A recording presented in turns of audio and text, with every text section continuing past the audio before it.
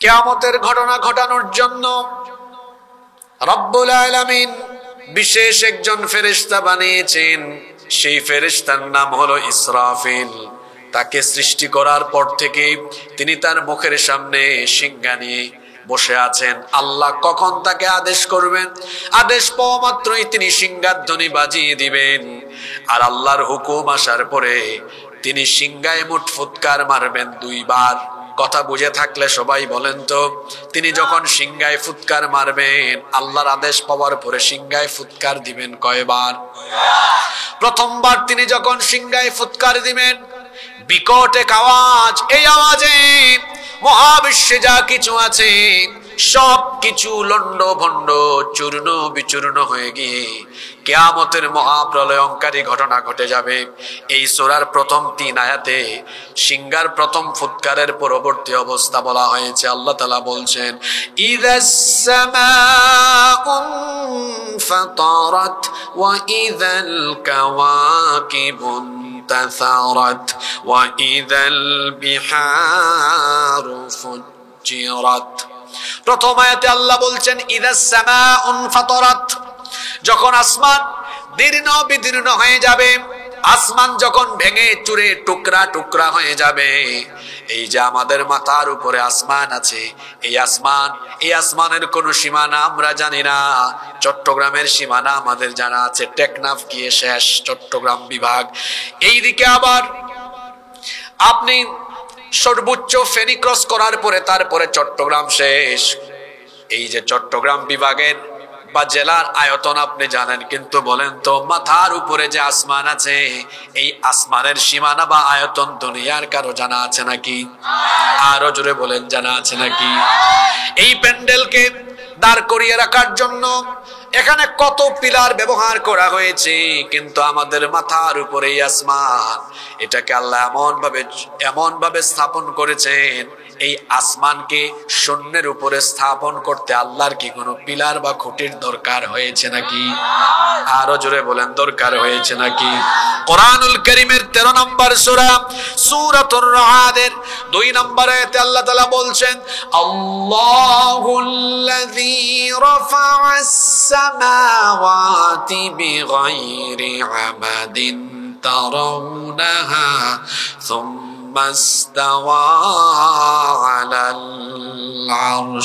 তোমাদের মাথার উপরে সুবিশাল সুউচ্চ সুবিস্তৃত আসমানকে দৃশ্যমান কোন খুঁটি ছাড়া, দৃশ্যমান কোন পিলার ছাড়া মাথার উপরে আসমান যিনি স্থাপন করেছেন তিনি কে?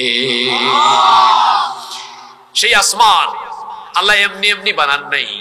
The sky has been built as a roof for the protection of the earth. এটাকে আল্লাহ তাআলা পৃথিবীবাসীর সুরক্ষার জন্য সুরক্ষিত ছাদ বানিয়েছেন। আল্লাহু আকবার।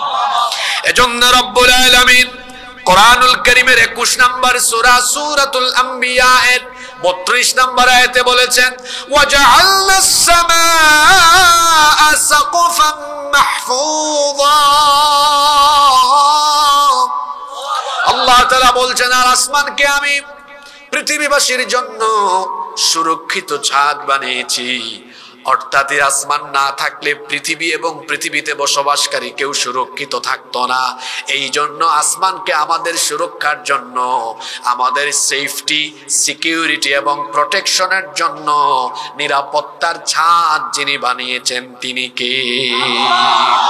আচ্ছা, আপনাদের বাড়িতে ছাদ বা চাল আছে না?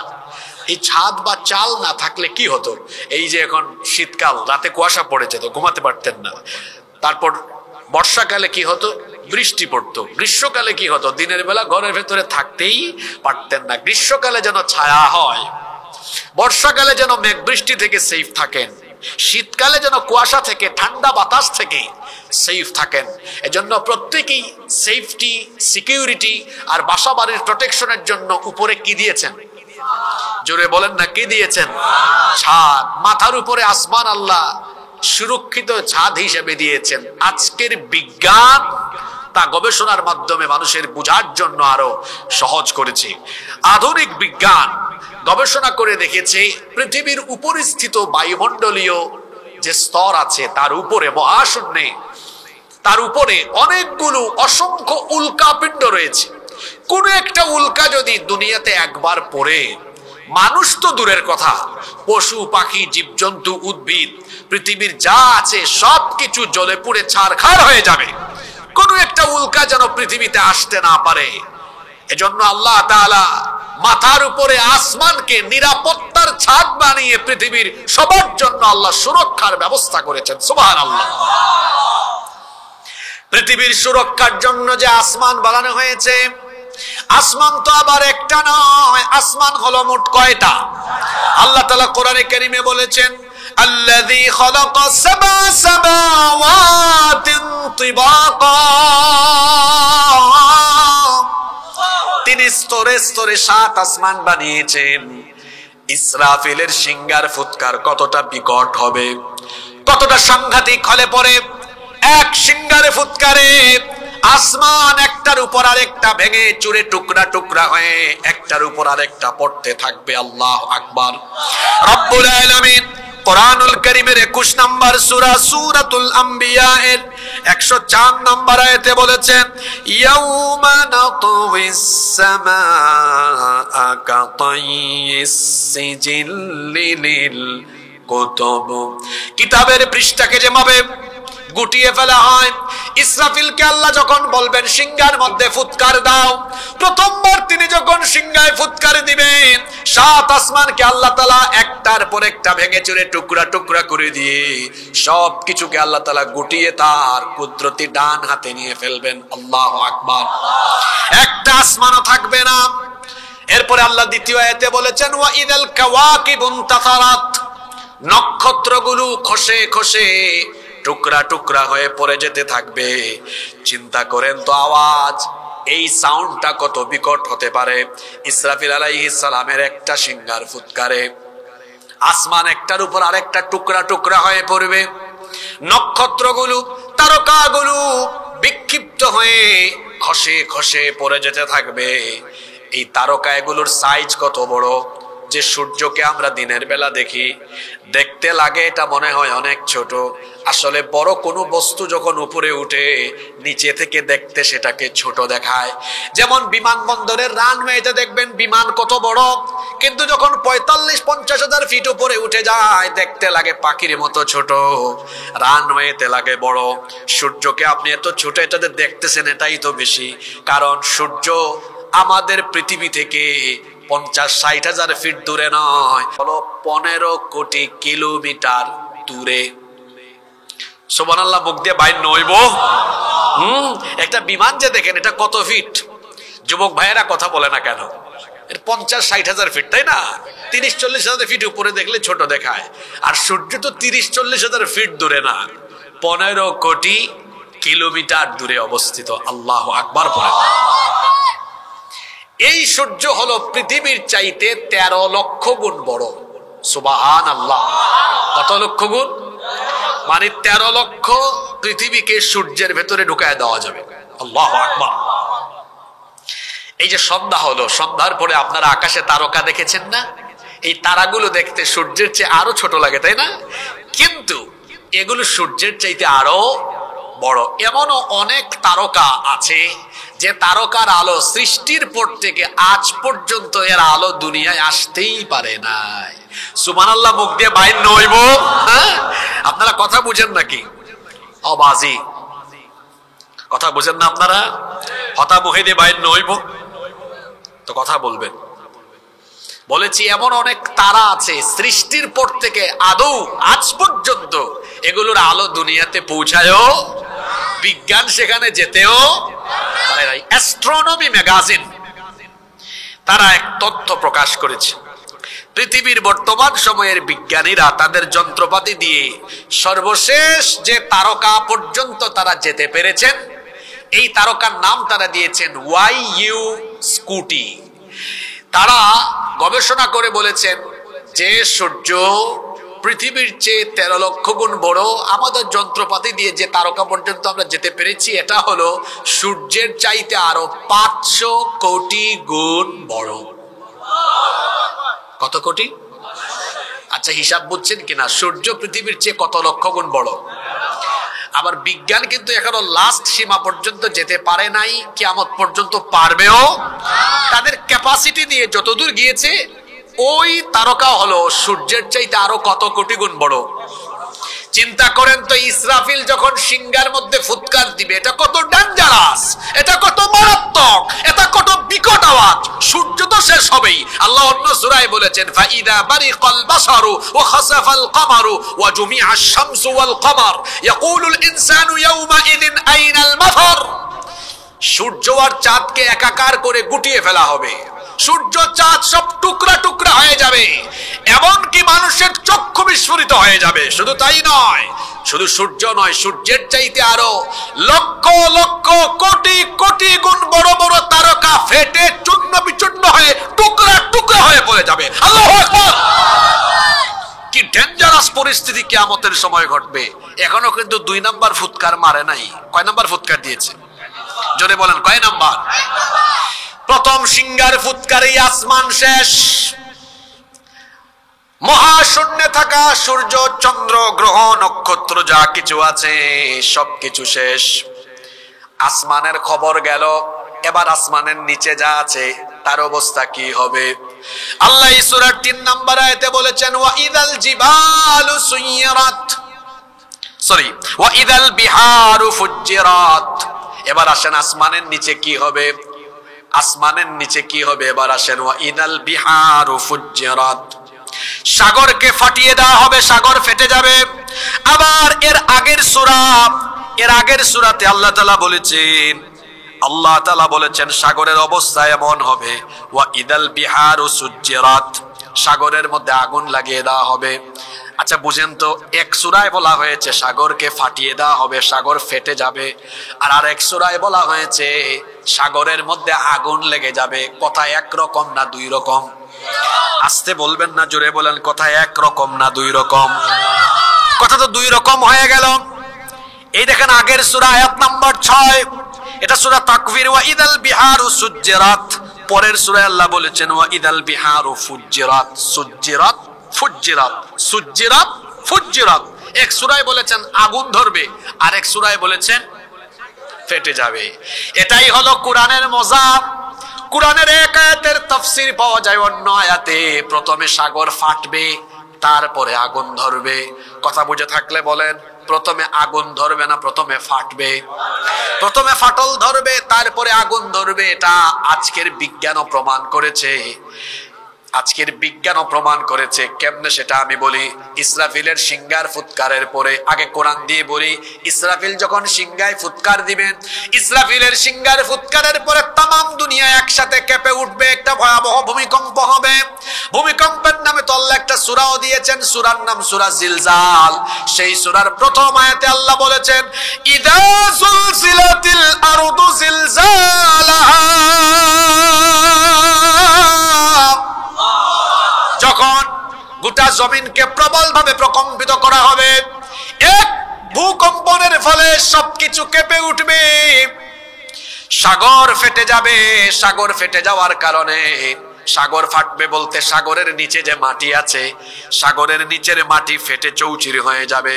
যখন সাগরের অভ্যন্তর, সাগরের নিচের অংশের মাটি ফেটে যাবে, তখন সাগরের পানি এই ফাটল দিয়ে নিচের মধ্যে প্রবেশ করবে।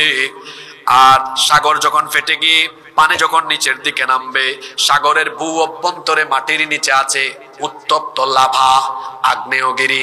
পানি যখন সাগরের নিচের মাটি ফেটে যাওয়ার কারণে পানি যখন নিচে দিয়ে নেমে গিয়ে লাভা আর আগ্নেয়গিরির সাথে মিশ্রণ ঘটবে, পানি সেদিন তার মূল বৈশিষ্ট্যে ফিরে যাবে।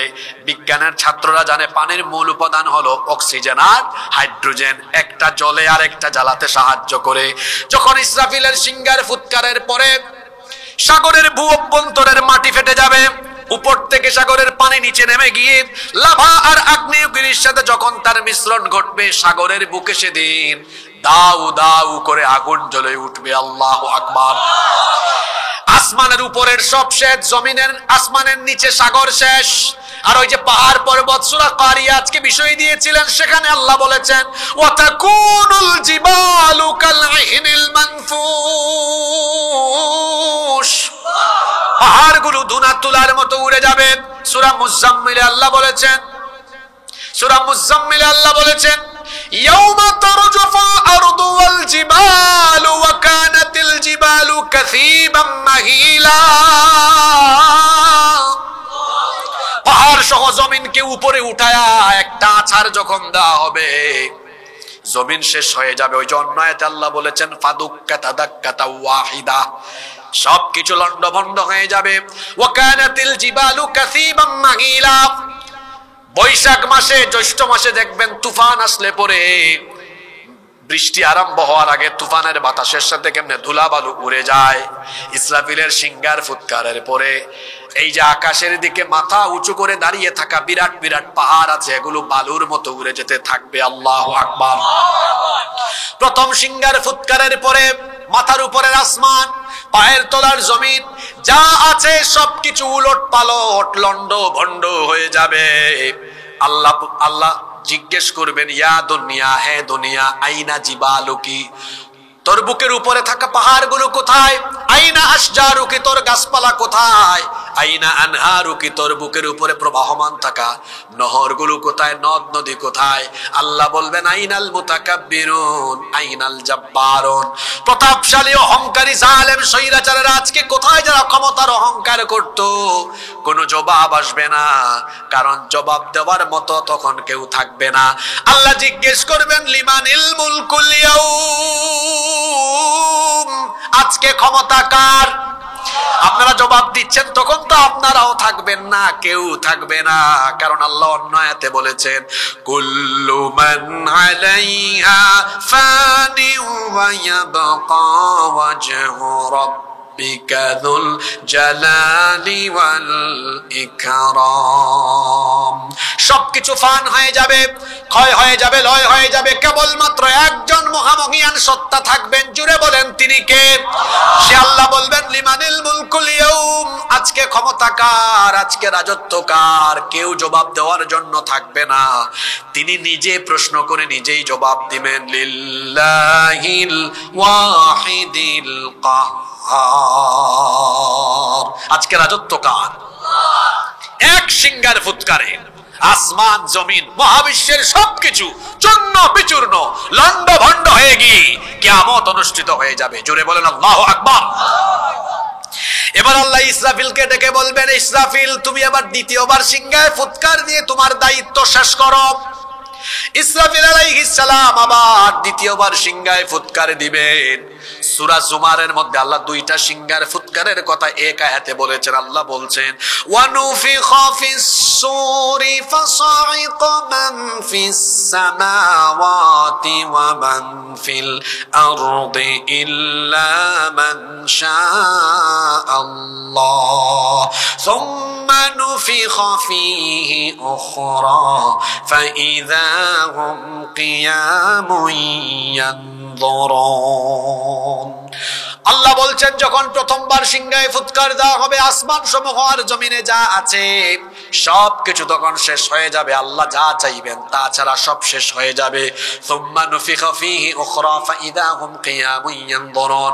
অতঃপর যখন এরপরে পরবর্তী সিংহায় ফুৎকার দেওয়া হবে, কবরগুলো ঠাস ঠাস করে খুলে যাবে। কবর থেকে মানুষ উঠে কিয়ামতের ময়দানে গিয়ে সমবেত হবে। আপনাদের এলাকায় কবরস্থান আছে, সারা দুনিয়াতে যত কবরস্থান আছে, ইসরাফিল আলাইহিস সালাম যখন দ্বিতীয়বার সিংহায় ফুৎকার দিবেন, ঠাস ঠাস করে কবরের উপরের মাটি সরে যাবে, কবর খুলে যাবে। সূরা ইনফিতারের 4 নম্বর আয়াতে আল্লাহ জন্য বলেছেন ওয়া ইদাল কুবুরু বু'থিরাত, আর যখন কবর খুলে দেওয়া হবে, কবর খুলে যাবে, সবাই কবর থেকে উঠবে। সর্বপ্রথম যাকে কবর থেকে উঠানো হবে তিনি আর কেউ নন, তিনি আমার নবী, আপনার নবী, আখিরি নবী মুহাম্মাদুর রাসূলুল্লাহ। আমরা বলি সাল্লাল্লাহু আলাইহি ওয়াসাল্লাম। আল্লাহর নবী নিজের জবানে বলেছেন, আল্লাহর নবীর হাদিস, তিনি বলেছেন আনা সাইয়্যিদু ওয়ালাদি আদম ইয়াউমাল কিয়ামাহ, কিয়ামতের ময়দানে আল্লাহ তাআলা আমাকে আদম সন্তানের নেতা বানিয়ে দিবেন। সুবহানাল্লাহ। ওয়া আনা আউয়ালু মান ইয়ানশাক্কু আনহুল কবর, এবং সর্বপ্রথম আল্লাহ আমাকে কবর থেকে উঠাবেন। আল্লাহর নবীকে সর্বপ্রথম উঠানো হবে। সবগুলো কবর থেকে অন্যান্য নবীরা এবং সকল নবী রাসূল এবং সকল মানুষ উঠতে থাকবেন। কবর থেকে মানুষ কিভাবে উঠবে শুনেন ও আমার বাবারা, আমার ভাইয়েরা। এখন সবাই সুতার তৈরি কাপড় পরিধান করে এখানে এসেছেন। যখন আপনারা মারা যাবেন, সাদা কাফন দিয়ে পেঁচিয়ে আপনাদেরকে দাফন করা হবে। ইসরাফিলের দ্বিতীয় সিংহার ফুৎকারের পরে যখন কবর খুলে যাবে, প্রত্যেকটি মানুষ তখন কিভাবে উঠবে শুনেন। বুখারীর হাদিস, আল্লাহর নবী বলেছেন, ইউহশারুন নাসু ইয়াউমাল কিয়ামাতি হুফাতান উরাতান গারলা। মানুষ এমন ভাবে উঠবে, পায়ে কোনো জুতা থাকবে না, খতনাবিহীন অবস্থায়, গায়ের মধ্যে কোনো কাপড় চোপড় থাকবে না, একেবারে উলঙ্গ হয়ে মানুষ কবর থেকে উঠতে থাকবে। আমাদের মা, নবীজির প্রিয়তমা স্ত্রী আম্মা জান আয়েশা রাদিয়াল্লাহু আনহা বললেন, ইয়া রাসূলুল্লাহ, আমরা বলি সাল্লাল্লাহু আলাইহি ওয়াসাল্লাম, যদি মানুষের গায়ে কাপড় চোপড় না থাকে তাহলে আমি আয়েশার কি হবে? আমার কি সেদিন লজ্জা লাগবে না? আমার কি সেদিন শরম লাগবে না? আমার নবী তখন বললেন, আয়েশা গো শোনো, মাথার সূর্য আকাশের সূর্য মাথার একেবারে নিকটে যখন আসবে, কিয়ামতের ময়দান তো তামা হয়ে যাবে।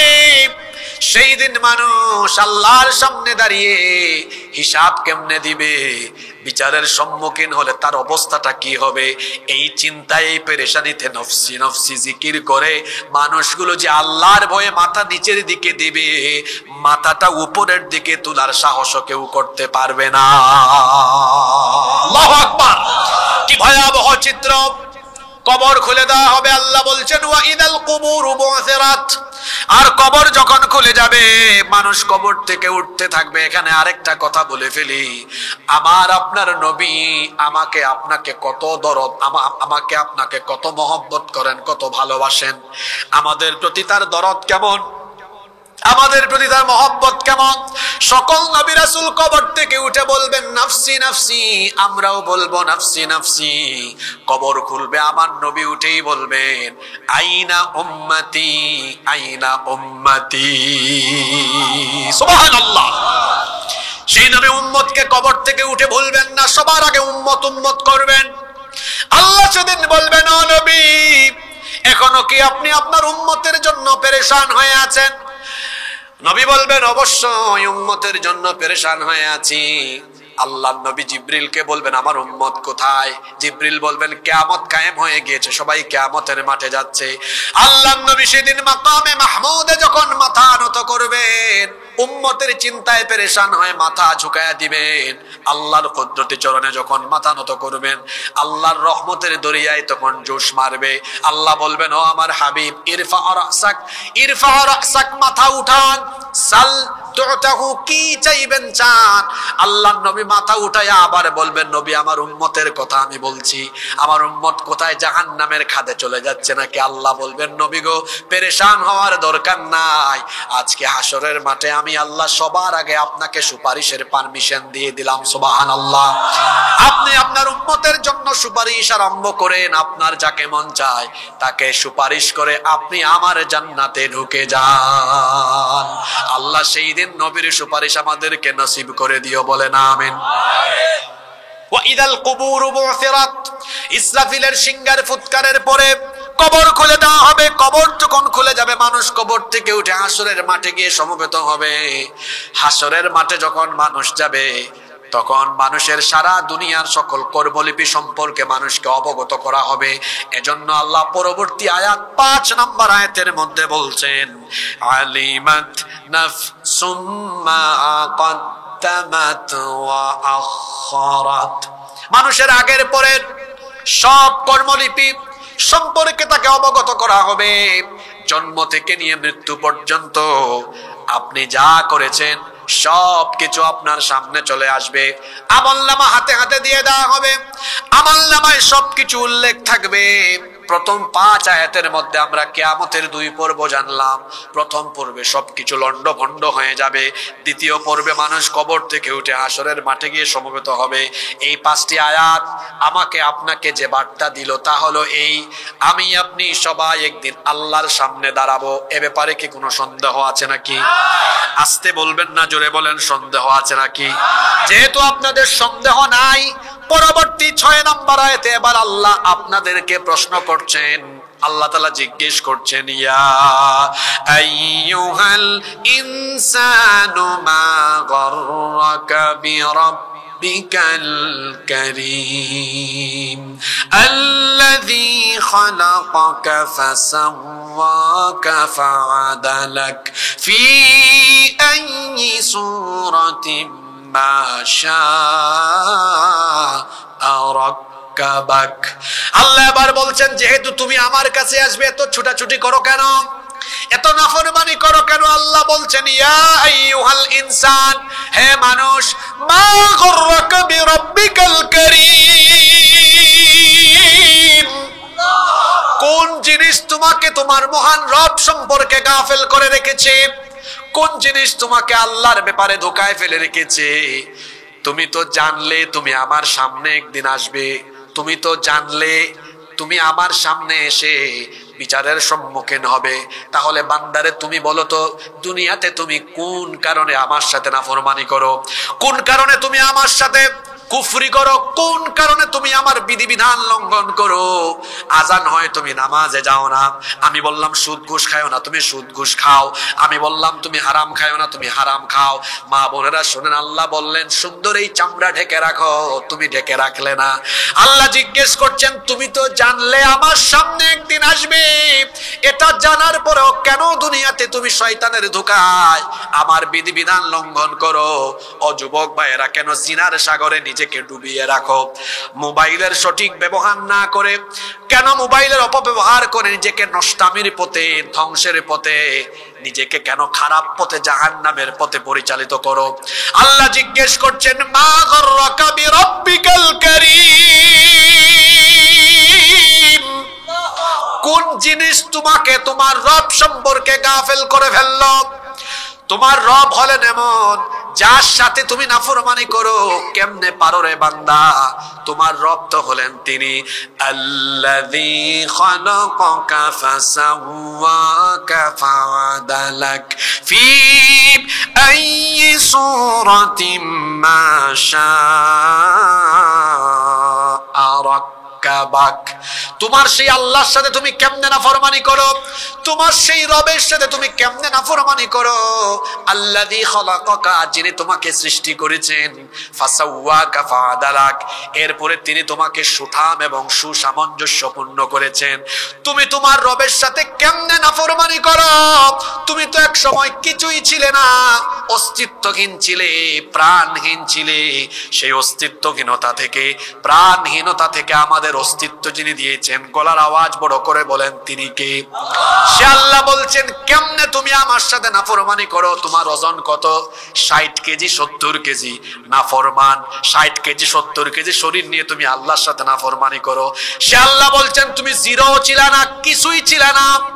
জিরো তো মানুষ উল্লেখ করে, জিরো লিখে আল্লাহ বলছেন সেটাও ছিল না। আল্লাহ মানুষের নামে সূরা দিয়েছেন, সূরা ইনসান। সেই সূরার প্রথম আয়াতে আমাকে আপনাকে আল্লাহ বলছেন, হাল আতা আলাল ইনসানি হিনুম মিনাদ দাহরি লাম ইয়াকুন শাইআম মাযকুরা। মানুষের জীবনে কি এমন একটি সময় যায়নি যখন সে উল্লেখ করার মতো কিছুই ছিল না, নামও ছিল না? বলেন তো দেখি, আপনাদের নাম রাখা হয়েছে জন্মের আগে না জন্মের পরে? ঠিকানা ছিল না, ঘর ছিল না, বাড়ি ছিল না। বলেন তো, আমার আপনার ঘর বাড়ি দুনিয়াতে আসার 100-200 বছর আগে ছিল নাকি? আস্তে বলবেন না, জোরে বলেন, ছিল নাকি? আল্লাহ বলছেন, তুমি কেমনে নাফরমানি করো আমার সাথে? কি করে আমার আইন কানুন, আমার বিধিবিধান লঙ্ঘন করো? বান্দা, নিজের অস্তিত্ব নিয়ে চিন্তা করো। তুমি তো কিছুই ছিলে না, আমাদেরকে কিছু একটা বানালেন কে? কেমনে বানালেন সেটাও আল্লাহ বলছেন, শোনো তুমি এমনি এমনি আসো নাই, আমি তোমাকে কেমনে বানিয়েছি শোনো। কোরআনুল কারীমের 23 নম্বর সূরা সূরাতুল মুমিনুনের 12 নম্বর আয়াত থেকে আল্লাহ বলছেন, ওয়ালাকাদ খালাকনাল ইনসানা মিন সুলালাতিন মিন طين ثم جعلناه نطفة في قرار مكين ثم خلقنا النطفة علقة فخلقنا العلقة مضغة فخلقنا المضغة عظاما فكسونا العظام لحما। কি সুন্দর করে আল্লাহ বলছেন, শোনো তোমার এত ওজন কেমনে হয়েছে, কোথা থেকে এসেছো। আল্লাহ অন্য সূরায় বলেছেন, আলাম ইয়াকুন নুতফাতাম মিন মানিয়্যিন ইউমনা, তুমি কি এক ফোঁটা স্থলিত শুক্রবিন্দু, এক ফোঁটা স্পাম ছিলে না, এত বাহাদুরি কিসের করো, ক্ষমতা পাইলে বড়াই করো। আল্লাহ বলছেন তোমার অস্তিত্ব কোথা থেকে হয়েছে শোনো, এমন এক ফোঁটা নাপাক পানি থেকে আমি আল্লাহ তোমাকে বানিয়েছি, যে নাপাক পানি বের হয়ে গেলে মানুষের উপর গোসল ফরজ হয়। এই রকম এক ফোঁটা নাপাক পানি থেকে আমি আল্লাহ তোমাকে বানিয়েছি। সেই শুক্রাণু শুক্রবিন্দুকে আমি তোমার মায়ের জরায়ুর ভেতরে ফি করারিম মাকিন, সুরক্ষিত জায়গার মধ্যে রেখে দিয়েছি। এখন তো আলট্রাসাউন্ড, ইসিজি এগুলো এসেছে, দেখবেন মায়ের পেটে বাচ্চা আসলে পরে 1.5 মাসে 2 মাসে 2.5 মাসে তার ওজন কত দেখা যায়, ডাক্তাররা রিপোর্টে লিখে দেয় 150 গ্রাম 200 গ্রাম 250 গ্রাম 300 গ্রাম, এরকম রিপোর্টে দেখা যায় কি যায় না? জোরে বলেন, যায় কি যায় না? ও 80 কেজি ওজনের বাবা ভাই, ও 70 কেজি 90 কেজি ওজনের ভাই, আল্লাহর সাথে নাফরমানি করো, আজান হয় নামাজে যাও না, গাদ্দারের মতো চলাফেরা করো, আল্লাহর নাফরমান বান্দা হয়ে চলাফেরা করো। সে আল্লাহ কেমনে বানিয়েছেন আল্লাহ স্মরণ করিয়ে দিচ্ছেন, কিছুই ছিল না, তোমার ওজন পর্যন্ত ছিল না। এক ফোঁটা শুক্রাণু থেকে আমি আল্লাহ কিভাবে বানিয়েছি শোনো। ওই শুক্রাণু অত বের হয়েছে অনেক শুক্রাণু, সেখান থেকে এত শুক্রাণু লাগে নাই। এক ফোঁটা শুক্রাণুকে আল্লাহ মায়ের জরায়ুর ভেতরে সুরক্ষিত জায়গায় রেখেছেন। তারপরে আল্লাহ তাআলা ওই শুক্রাণু ফুটাকে জমাট বাঁধা রক্তে পরিণত করেছেন। অতঃপর সেই জমাট বাঁধা রক্তকে গোশতপিণ্ডে পরিণত করেছেন।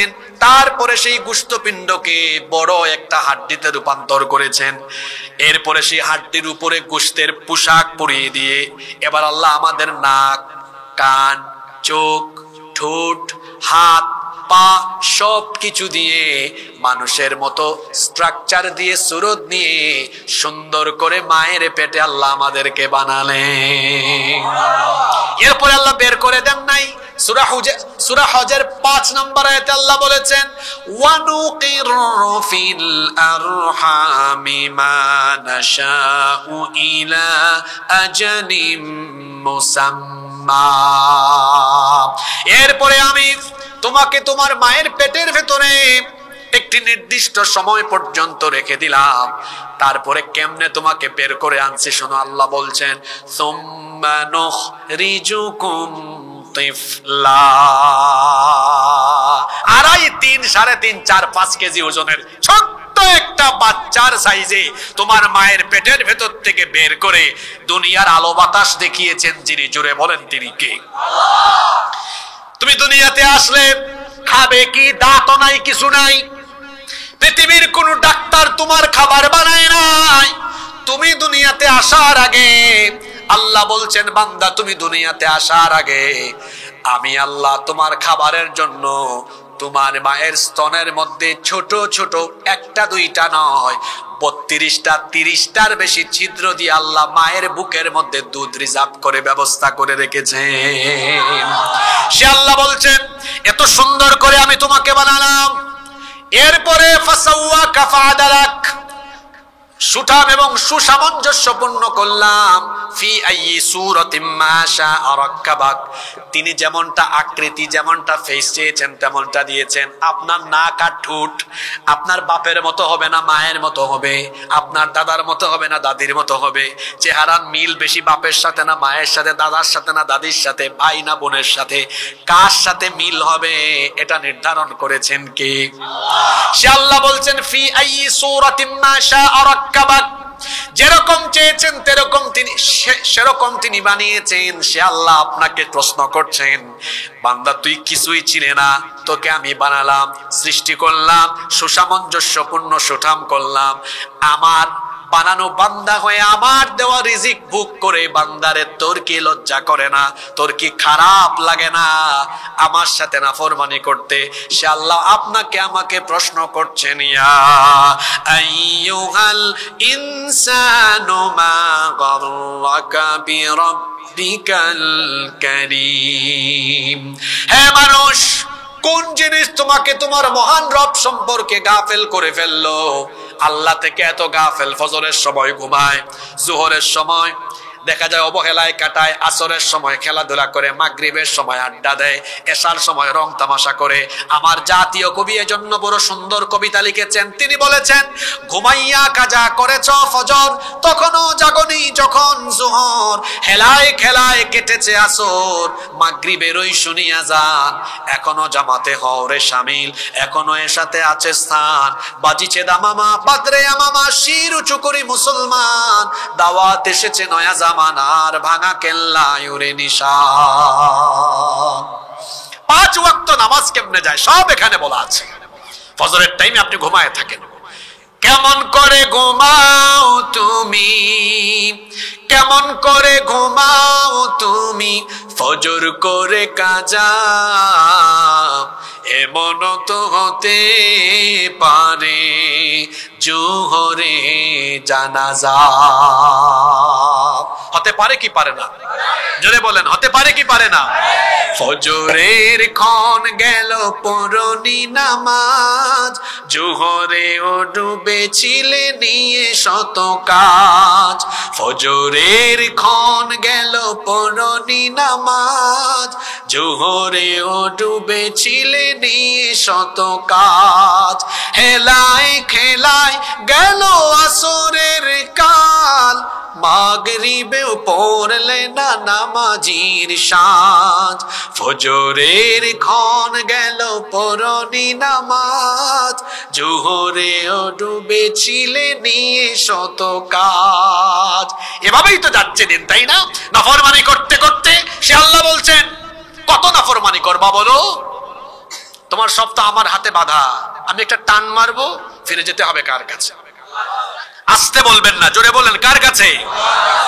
সে আল্লাহ বলছেন, আমি বানালাম, আমি সৃষ্টি করলাম, আমি খাওয়ালাম, আমি রিজিক দিলাম, আবার আমার সাথে নাফরমানি করো। কেমন বান্দা তুমি, কত বড় নাফরমান তুমি! এই যে আমি অক্সিজেন নিলাম, তারপরে ছেড়ে দিলাম, দিয়েছেন কে? এই যে আমি নিঃশ্বাস নেই, নিঃশ্বাস ছেড়ে দিই, আমি যে বেঁচে আছি, যার দয়ায় বেঁচে আছি, জোরে বলেন তিনি কে? একটু কি লজ্জা করে না? খারাপ লাগে না? একটু কি শরম করে না? সে আল্লাহর সাথে নাফরমানি করতে, সে আল্লাহর সাথে নাফরমানি করতে, সে আল্লাহর আইন অমান্য করে গুনাহ করতে একটু কি খারাপ লাগে না? লজ্জা লাগে না? লজ্জা তো মুমিনের ভূষণ। মুমিন তো লজ্জাশীল হয়, মুমিন তো আনুগত্যশীল বান্দা হয়। সে আল্লাহ বলছেন, বান্দারে, কোন জিনিস তোমাকে আমার সম্পর্কে গাফেল বানিয়ে রাখলো? আল্লাহ আবার সেই কারণটাও ভেঙে বলে দিয়েছেন, যে আয়াতে এই জন্য বলে দিয়েছেন, কাল্লা বাল তুকাযযিবুনা বিদ্দীন, কখনো নয়। তোমরা বিচার দিবসকে মিথ্যা মনে করো, কিন্তু বিচার দিবস হবেই হবে। ওয়া ইন্নাদ দীনা লাওয়াকি', নিশ্চয়ই বিচারের দিবস অবশ্যম্ভাবী। লা শাক্কা ফীহি ওয়ালা রাইবা ফীহি, এ ব্যাপারে কোনো সন্দেহ নাই। একদিন বিচার দিবস অনুষ্ঠিত হবে। মালিক ইয়াউমিদ্দিন, বিচার দিবসের মালিক কে? আসতে বলবেন না, জোরে বলেন, বিচার দিবসের মালিক কে? সে আল্লাহ বলছেন, এই যে তোমরা ডেইলি 5 ওয়াক্ত নামাজ কাজা করো, এই যে তোমরা হারাম খাও, এই যে বেপরদা হয়ে বের হও, বউকে বেপরদা রাখো, এই যে সুদ খাও, এই যে ঘুষ খাও, অন্যায় করো, গুনাহ করো, এর কারণ হলো বিচার দিবসে আল্লাহর সামনে দাঁড়াতে হবে। হৃদয় দিয়ে তুমি সেটা উপলব্ধি করতে পারো না, আর তুমি মনে করেছো আমি অন্যায় করলে কি, আমি গুনাহ করলে কি, গোপনে গোপনে যা করি কেউ এটা দেখে নাকি? আল্লাহ বলছেন, গোপন হোক আর প্রকাশ্য হোক, সব যিনি জানেন, জোরে বলেন তিনি কে? সে আল্লাহ বলছেন, বান্দা তুমি কি মনে করেছো সিসিটিভি ফুটেজ ছাড়া আমি কি তোমাকে ছেড়ে দিলাম নাকি? আল্লাহ বলছেন কি করে তুমি গুনাহ করো? গুনাহ করার আগে তোমার কি ভয় লাগে না? আমি আল্লাহ তোমার সাথে কি ব্যবস্থা করে দিয়েছি বান্দা শোনো। ওয়া ইন্না আলাইকুম লাহাফিযিনা কিরামান কাতিবিনা ইয়ালামুনা মা তাফআলুন। আপনারা আসেন না, ঘুমাই গেছেন? আজকের এই সূরা যারা বুঝবেন গুনাহ ছেড়ে দিবেন ইনশাআল্লাহ। সে আল্লাহ বলছেন গুনাহ কেমনে করো তুমি? হ্যাঁ, ওয়া ইন্না আলাইকুম লাহাফিযুন ওয়া ইন্না আলাইকুম লাহাফিযিন। তুমি কি জানো না? নিশ্চয়ই সবার সাথে সংরক্ষণকারী তত্ত্বাবধায়ক ফেরেশতা নিয়োগ করে দিয়েছেন, নিযুক্ত করে দিয়েছেন কে? আল্লাহ। হ্যাঁ যুবক ভাইরা, রাতের বেলা যে গুগল শরীফে গিয়ে, ইউটিউব শরীফে গিয়ে আজে বাজে ভিডিও দেখো, তোমার মা জানে না, বাপও জানে না, দরজা লাগিয়ে দিয়েছো ইন্টারনেট কানেকশন দিয়ে গুগল শরীফে গিয়ে, তারপরে পর্নো সাইটে ঢুকো, ইউটিউব শরীফে গিয়ে আজে বাজে ভিডিও দেখো। তুমি তোমার মা বাপকে ধোঁকা দিয়েছো, সবাইকে ধোঁকা দিয়েছো, কিন্তু দরজা তো লাগায় দিয়েছো। আল্লাহ বলছেন তোমার সাথে তো দুইজন দিয়েছি, কোথায় ফিট করে দিয়েছি শোনো। আল্লাহ বলছেন ইয়াতালাক্কাল মুতালাক্কিয়ানি আনিল ইয়ামিনি ওয়া আনিশ শিমালি কাঈদ মা ইয়ালফিযু মিন কাওলিন ইল্লা লাদাইহি রাকীবুন আতীদ। ও যুবক ভাইরা, গুনাহ করার আগে আয়াত শুনেন। আল্লাহ বলছেন ডানে আর বামে দুজন ফেরেশতা তোমার সবকিছু গ্রহণ করে, সবকিছু লিখে। আমরা বললাম আল্লাহ এরা কারা? এদের নাম কি? এরা জামালউদ্দিন না কামালউদ্দিন? আল্লাহ বললেন শোনো, এদের নাম হলো কিরামান কাতিবিন। এদের নাম হলো কিরামান, এরা সম্মানিত লেখক। এরা হলেন এমন, তুমি মোবাইলে কি দেখো কি শুনো তোমার বাপও জানে না, মাও জানে না, কিন্তু এই দুইজন কিরামান কাতিবিন এরা হলেন এমন, ইয়ালামুনা মা তাফআলুন, তোমরা যা করো সব তারা জানে, সব তারা জানে।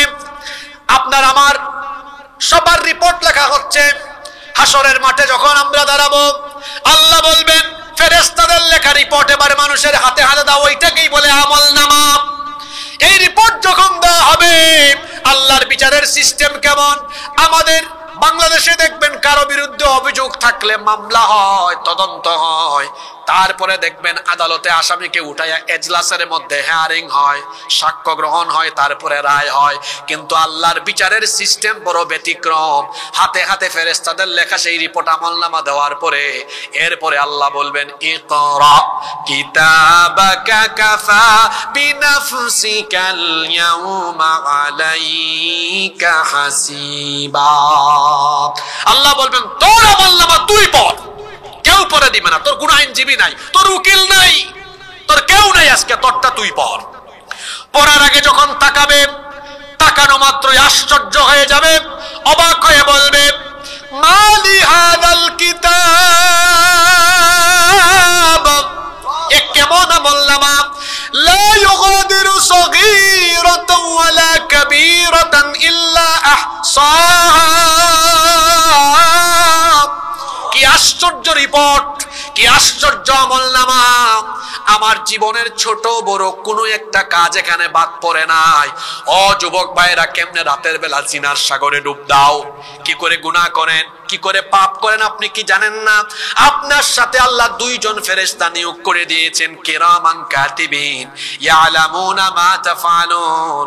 আপনি যা করেন সব তারা জানে, সব তারা লিখে লিখে রাখতেছে। কিয়ামতের ময়দানে এই আমলনামা সবার হাতে হাতে দেওয়া হবে। এই আমলনামার ভিত্তিতে আল্লাহ বিচার আরম্ভ করবেন। আপনি ভাববেন না দুনিয়ায় যেমন গাদ্দারি করে বাঁচেন, কিয়ামতের ময়দানে গাদ্দারি করে বাঁচতে পারবেন না। কেউ যদি বলে আল্লাহ এই যে ফেরেশতারা আমলনামায় যা যা লিখেছে একটা কামও আমি করি নাই, এই আমলনামায় লিখে আমি নামাজ পড়ি নাই, এই আমলনামায় লিখে আমি চোর, আমি দুর্নীতিবাজ, আমি ডাকাত, আমি জিনা করেছি, বদমাশি করেছি, আমি মানুষের হক মেরে খেয়েছি, যে যা যা লেখা একটা কাজও আমি করি নাই, আপনি যদি সেদিন স্বীকার না করেন, জুড়ে বলেন তো বাঁচতে পারবেন নাকি? অস্বীকার করলেও বাঁচতে পারবেন না। যদি বেশি ফটর ফটর করেন, জবানের মধ্যে আল্লাহ তাআলা লাগাই দিবেন। আল্লাহর বিচার কেমন শুনেন, আল-ইয়াউমা নাখতিমু আলা আফওয়াহিহিম ওয়া তুকাল্লিমুনা আইদিহিম ওয়া তাশহাদু আরজুলুহুম বিমা কানু ইয়াকসিবুন। ঠোঁট বন্ধ, তালা লাগিয়ে দেওয়া হবে। হাত পা কথা বলবে। এই যে হাতের আঙ্গুলগুলো দিয়ে মোবাইল স্ক্রল করেছেন, আজে বাজে ভিডিও দেখেছেন, এই হাত দিয়ে মানুষের আইল ঠেলাঠেলি করেছেন, পত্রিকায় ইসলামের বিরুদ্ধে লেখালেখি করেছেন, এই হাত দিয়ে আলেমদেরকে পিটিয়েছেন, এই হাত দিয়ে যত মানুষের উপর জুলুম করেছেন, সেই দিন আপনি বলা লাগবে না, হাত সবকিছু ঠাস ঠাস করে ফাঁস করে দিবে কার কাছে? পা কথা বলবে। শুধু তাই নয়, অন্য আয়াতে আল্লাহ বলেছেন, শাহিদা আলাইহিম সামউহুম ওয়া আবসারুহুম ওয়া জুলুদুহুম বিমা কানু ইয়ামালুন। ভাই রে ভাই, কি বিচার এগুলো আল্লাহর! হ্যাঁ, কান, চোখ, শরীরের চামড়ার পর্যন্ত জবান খুলে দেওয়া হবে। আল্লাহু আকবার। কালো চশমা লাগাও যুবক, কালো চশমা লাগাইয়া রাস্তাঘাটে তুমি তারপরে মেয়েদেরকে দেখো, কালো চশমার আড়ালে কি দেখো? কেউ দেখে না, কিন্তু আল্লাহ বলছেন, ইয়ালামু খাইনাতাল আয়ুনি ওয়া মা তুখফিস সুদূর। চোখের খেয়ানত কেউ জানে না, জানেন কে? অন্তরের গোপন খবর কেউ জানে না, কিন্তু সেটাও যিনি জানেন, জোরে বলেন তিনি কে? সে আল্লাহ বলছেন, তোমার কান দিয়ে কি শুনেছো কান আমার কাছে বলবে, চক্ষু দিয়ে কি দেখেছো চোখ বলবে। এমন কি আজকে মহিলা প্যান্ডেল আছে, বেপর্দা নারী যারা বেপর্দা হয়ে বের হয়েছে, তার শরীরের চামড়া পর্যন্ত কথা বলবে। শুনতেছেন আপনারা?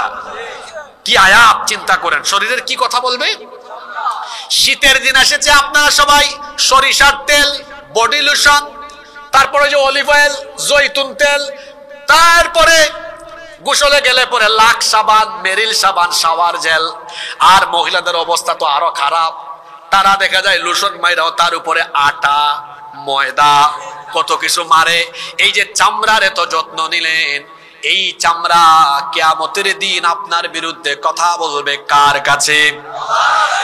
জাহান্নামীরা তখন বলবে, দেখেন আল্লাহর কোরআনের আয়াত, জাহান্নামীরা তখন বলবে, ওয়াকালু লিজুলুদিহিম লিমা শাহিদতুম আলাইনা ক্বালু আনতাকানাল্লাহুল্লাযী আনতাকা কুল্লা শাই।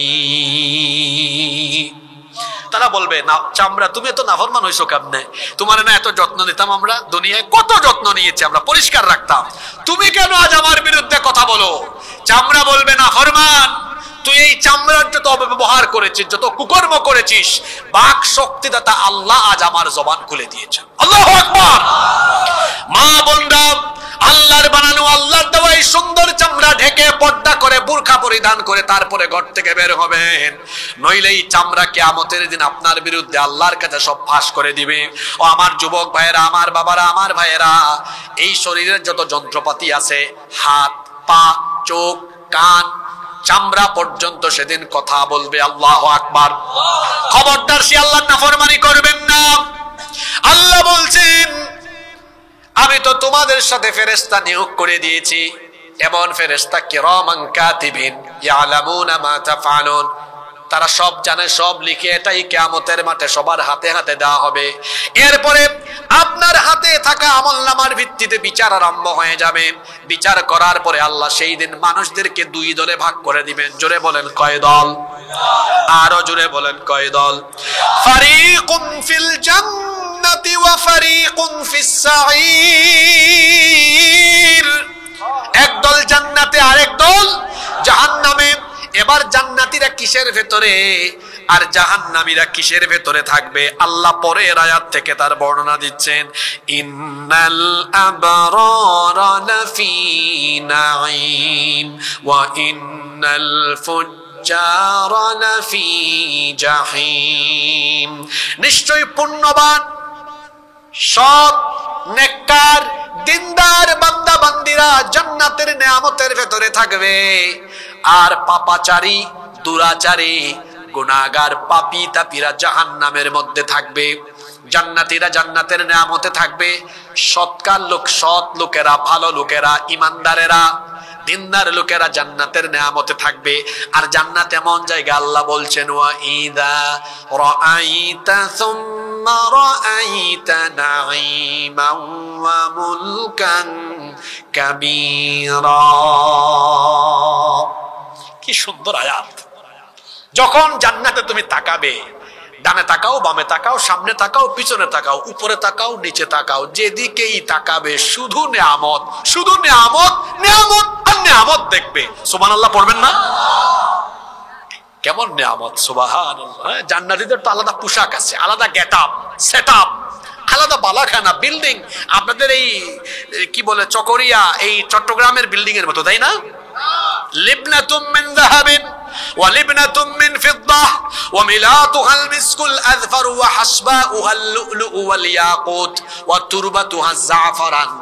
আল্লাহর নবী বলেছেন জান্নাতের বিল্ডিং গুলো এমন ভাবে প্রস্তুত করা হয়েছে, স্বর্ণ আর রৌপ্যের ইটের গাঁথুনি দিয়ে দেয়ালের গাঁথুনি দেওয়া হয়েছে। বাজি সুবহানাল্লাহ মুখে দি বাইন নইব। ইট কিসের? সোনা আর রূপার। এরকম বাড়ি আছে নাকি আপনাদের এলাকায়? আছে। স্বর্ণ আর রৌপ্যের ইটের গাঁথুনি দিয়ে। তারপরে আমরা বললাম পাথর কেমন? এটা কি জাফলং এর পাথর না বুলাগঞ্জের পাথর, সিলেটের পাথর না কোন পাথর? আল্লাহ বললেন ইয়াকুত আর মতির পাথর। সুবহানাল্লাহ পড়বেন না? আমরা বললাম বালু আর সিমেন্টে কোনো গন্ধ আছে নাকি? আল্লাহর নবী বলেছেন সেটাতে থাকবে ওয়া মিলাতুহাল মিসকুল আযফার, মিশকের সুগন্ধ।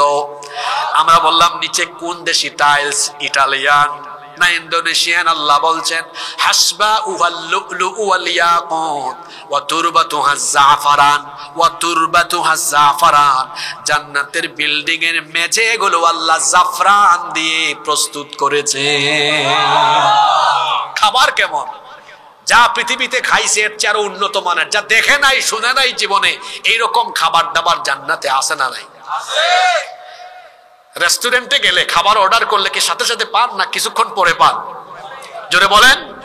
আর জান্নাতে অবস্থা এমন হবে, মনটা চাইছে এটা খাবো খাবো, ওই ভাবার আগেই সব রেডি হয়ে গেছে। সুবহানাল্লাহ। একা একা ভাল লাগে না, জান্নাতে একটু সঙ্গীর দরকার না? লাম ইয়াতুমিসহুন্না ইনসুন ক্বাবলাহুম ওয়ালা জান। কোন মানুষ জিন দেখা তো দূরের কথা, স্পর্শ করে নাই এমন ইনটেক হুর আল্লাহ জান্নাতীদের জন্য রেখেছেন। সুবহানাল্লাহ। জান্নাতি হুরেরা ওই চকরিয়ার জরিনা সকিনার মতো সুন্দরী, তাই না?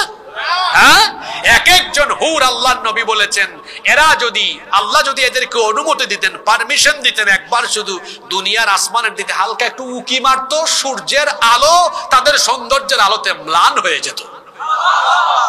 নিয়ামতের অভাব আছে নাকি? জোরে বলেন অভাব আছে? এই নিয়ামতে থাকবে কারা? নেককার যারা। জোরে বলেন এই নিয়ামতে থাকবে কারা? আমরা নেক কাজ করবো তো ইনশাআল্লাহ। আওয়াজ তো ছোট হইল।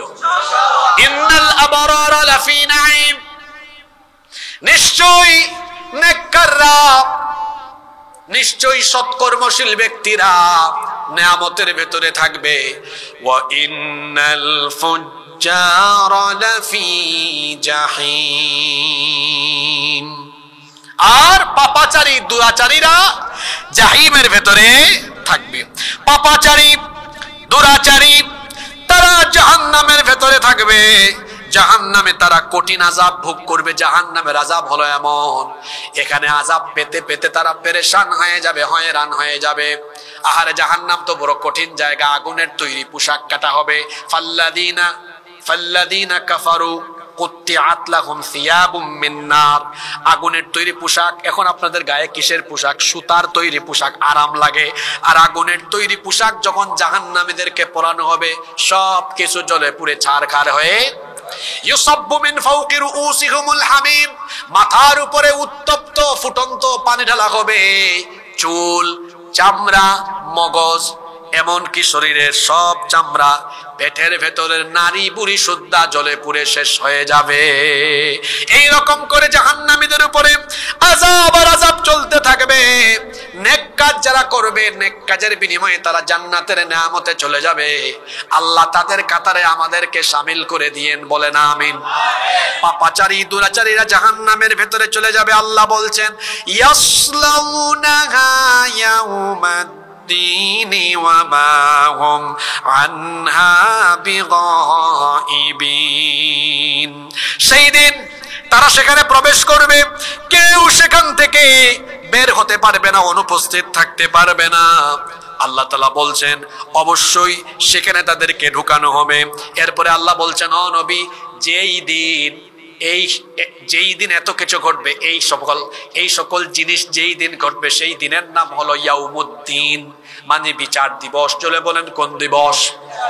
আরো জোরে বলেন কোন দিবস?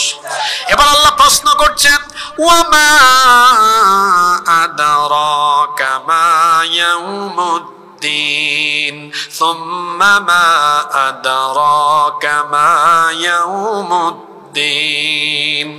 যেই দিন এগুলো ঘটবে সেই দিন বিচার দিন। ও নবী, আপনি কি জানেন নাকি বিচার দিবস কি? যেহেতু প্রশ্নটা গুরুত্বপূর্ণ, এজন্য আল্লাহ দুইবার প্রশ্ন করেছেন সুম্মা মা আদরাকা মা ইয়াউমুদ্দিন, অতঃপর আপনি কি জানেন বিচার দিবস কি? আল্লাহ নিজে প্রশ্ন করে নিজেই জবাব দিয়ে দিলেন সেই দিনটা হবে এমন ইয়াউমা লা তামলিকু নাফসুন লিনাফসিন শাইআ ওয়াল আমরু ইয়াউমা ইযিল লিল্লাহ। সেই দিন কেউ কারো জন্য কোনো কিছু করতে পারবে না। আপনার ভাই বিপদে, বোন বিপদে, আপনি আপনার ভাই বোনের সাহায্যে এগিয়ে যাবেন। আপনি বিপদে পড়ে দেখেন আপনার এলাকার মানুষ, আপনার বন্ধু বান্ধব এগিয়ে আসবে। দুনিয়াতে মানুষ বিপদে পড়লে মানুষ একজন আর একজনের বিপদে এগিয়ে যায়, কিন্তু বিচার দিবস হবে এমন ওয়ালা তাজিরু ওয়াজিরাতুন ওয়িজরা উখরা, কেউ কারো বোঝা বহন করবে না, কেউ কারো দায়িত্ব নিবে না। সেই দিন মানুষ পালাবে আর পালাবে। আল্লাহ বলছেন ইয়াউমা ইয়াফিরুল মারউ মিন আখিহি ওয়া উম্মিহি ওয়া আবিহি ওয়া সাহিবাতিহি ওয়া বানিহি লিকুল্লি রিইম মিনহুম ইয়াউমাইদিন শাআনুন ইউগনি। হৃদয়ের কান দিয়ে একটু শোনেন তো কথাগুলো। সেদিন মানুষ তার ভাই বোন, সন্তান সন্ততি, স্ত্রী সবার কাছ থেকে পালাবে, কেউ কারো পরিচয় দিবে না। আপনার বাপকে আপনি চিনবেন না, আপনি বাপ আপনার সন্তানকে চিনবেন না, কেউ কারো পরিচয় দিবে না, পালিয়ে যাবে। শুধু নিজে বাঁচবে কেমনে সেই চিন্তায় পেরেশান হয়ে থাকবে। আল্লাহু আকবার। আমি আজকে মাহফিল শেষ করে বাসার উদ্দেশ্যে রওনা দিলে রাস্তায় কোনো বিপদে পড়লে মানুষ আগায় আসবে না? এরকম বহুবার রাস্তাঘাটে বিপদে পড়েছে, মানুষ এগিয়ে আসে, মানুষ সাহায্য করে। কেউ বিপদে পড়লে আমরা সাহায্যে এগিয়ে যাই। কিন্তু আল্লাহ বলছেন যেদিন বান্দা তুমি আমার সামনে আসবে, বিচার হবে। শোনো বান্দা, কেমনে না ফরমানি করছো, কেমনে গুনাহ করছো, এই দিন বড় কঠিন দিন। ইয়াউমা লা তামলিকু নাফসুন লিনাফসিন শাইআ ওয়াল আমরু ইয়াউমা ইযিল লিল্লাহ। সেদিন কেউ কারো জন্য কোনো কিছুই করার ক্ষমতা রাখবে না। ওয়াল আমরু ইয়াউমাইদিন লিল্লাহ। সেই দিন অথরিটি, সভরেন্টি, পাওয়ার, ক্ষমতা, কর্তৃত্ব একজনের হাতে থাকবে। তিনি কে? আল্লাহ। খবর আছে সেই দিন। আগে ভাগে নিজেকে সংশোধন করুন। আমার ভাইরা যে সূরা আমাকে দিলেন, সেই সূরার চাইতেও কিয়ামতের চিত্র আরো বিশদভাবে বর্ণনা করা হয়েছে এই সূরায়। ওখানে তো আল কারিয়া, মাল কারিয়া, ওমা আদরাকা মাল কারিয়া, বিকট আওয়াজের কথা বলে, তারপরে ওই পাহাড় পর্বত কেমনে ধুনা তুলার মতো উড়ে যাবে, এরপরে আমলনামায় কম থাকলে তারপরে হাওয়াইয়াতে যাবে, ওই বর্ণনা দেওয়া হয়েছে। আর এখানের মধ্যে একদম বিস্তারিত কিভাবে ঘটবে, তুমি উঠবে কেমনে, উঠার পরে হিসাব কেমনে নিব, বিচার কেমনে করব, আমার আপনি আসার আগে কি প্রস্তুতি নেওয়া লাগবে, সব ইনস্ট্রাকশন এই একটা সূরার ভেতরে দিয়েছেন কে? আল্লাহ। এই সূরার মোট 19টা আয়াতের তাফসীর আমরা সংক্ষিপ্ত ভাবে এই 1.5 ঘন্টা সময়ে শেষ করলাম। এখান থেকে শিক্ষা কি, মেসেজ কি, বার্তা কি আমাদের জন্য, আমরা কয়েকটা শিক্ষা নেই, তারপরে বাড়ি যাই। এক, যত যাই করি এই জীবন প্রদীপ একদিন নিভে যাবে। থাকবো না আমি, থাকবো না আপনি, কেউ থাকবো না। একদিন এই এলাকায় মাহফিল হবে, চেয়ার থাকবে, হাসিবুর রহমান আর আসবে না। এই প্যান্ডেলে গত বছর কত মানুষ ওয়াজ শুনছে, এবছর কেউ নাই। অনেকে নাই, আছে না? অনেকেই নাই। আগামী বছর আপনিও হয়তো থাকবেন না। এই সূরার প্রথম শিক্ষাটা নেন, কেউ থাকবো না। আমরা এক সময় কিছু ছিলাম না, কিছু একটা হয়েছি বলে বেশি ভাব দেখায়েন না। চলে যাবেন কার কাছে? সে আল্লাহকে ভয় করে, মৃত্যুর কথা স্মরণ করে দুনিয়ায় কাজ করুন। মনে রাখতে হবে সবকিছুর হিসাব নিবেন কে? এই ভয়টা যদি অন্তরে থাকে, ওই ব্যক্তি নামাজ ছাড়বে, গুনাহ করবে, পাপ করবে। 1 নাম্বার শিক্ষা, আমি এমন এক প্যাসেঞ্জার, এমন এক যাত্রী, আমি আমার ফ্লাইটের খবর জানি না। কথা বুঝেন নাই? আপনি কুয়েত যাবেন, কাতার যাবেন, আপনি চট্টগ্রাম এয়ারপোর্টে যাওয়ার আগেই যেদিন টিকিট কাটবেন ওখানে লেখা থাকে আপনার ফ্লাইট টাইম, ডিপার্চার লেখা থাকে না, সকাল 7টায় ফ্লাইট। তো একজন কুয়েতগামী, কাতারগামী যাত্রী তার ফ্লাইটের টাইম জানে, আর আমি আপনি এমন, ফ্লাইট বলতে বুঝেন নাই, আমরা আসলে সবাই ওয়েটিং রুমে আছি। দুনিয়াটা হলো অ্যাজ লাইক ওয়েটিং রুম, এটা হলো ওয়েটিং রুমের মতো। ওই যে আপনারা এয়ারপোর্টে দেখবেন, ইমিগ্রেশন শেষ করে বিমানে ওঠার আগ পর্যন্ত একটা রুমে ওয়েট করে ফ্লাইটের জন্য। আমরাও, আমাদের ইমিগ্রেশন শেষ। ইমিগ্রেশন হয়েছে কখন? ওই মায়ের পেটে ইমিগ্রেশন করে বের হয়ে গিয়েছি, এখন ওয়েটিং রুমে আছি। শুধু পাইলট, কেবিন ক্রু অথবা অথরিটি ডাক দিবেন, আসেন বিমানে এসে আসন গ্রহণ করেন, ফ্লাইট ছেড়ে দিবে। আমাদের এই ফ্লাইট আরম্ভ হওয়ার জন্য যিনি আসবেন নেওয়ার জন্য, তিনি মালাকুল মউত। কোন সময় যে আসবেন কেউ জানিও। এমন হতে পারে কাল রাত আমার কবরের প্রথম রাত। হতে পারে কি পারে না?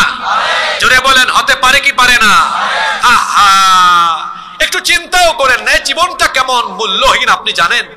হ্যাঁ, একটা ঘড়ি কিনেন, একটা মোবাইল কিনেন, ওরা ওয়ারেন্টি দেয়, গ্যারান্টি দেয়। আপনার জীবন তো এত মূল্যহীন, এর নাই কোনো ওয়ারেন্টি, নাই কোনো কিছুই নাই।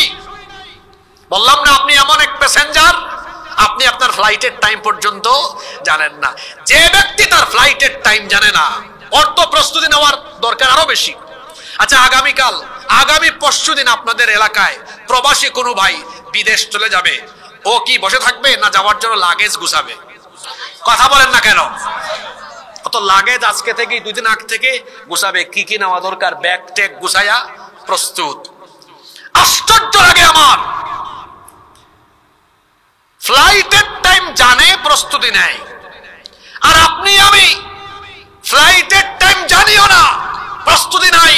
এই যে ফজর আজকে গেল, জোহর আসর মাগরিব গেল, কিসের প্রস্তুতি আপনার বলেন? লজ্জা করে না? খারাপ লাগে না? শয়তানের গোলাম হয়ে জীবন কাটিয়ে দিচ্ছেন, এ কেমন জীবন আপনার?